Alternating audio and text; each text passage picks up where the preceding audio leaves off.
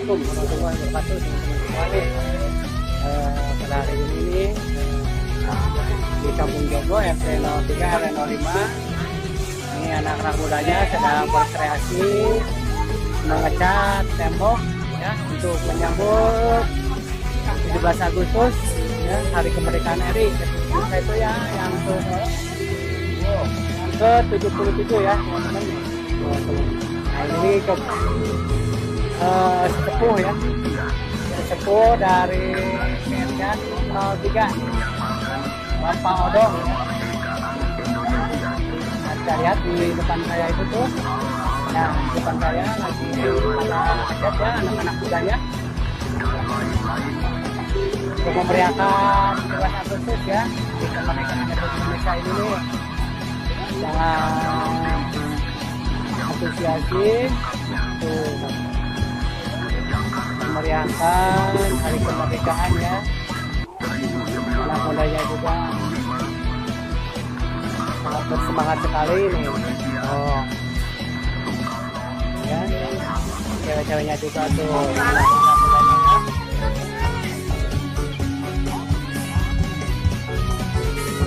Ini belakang saya juga muda-muda lakinya tuh lagi ngecat ya.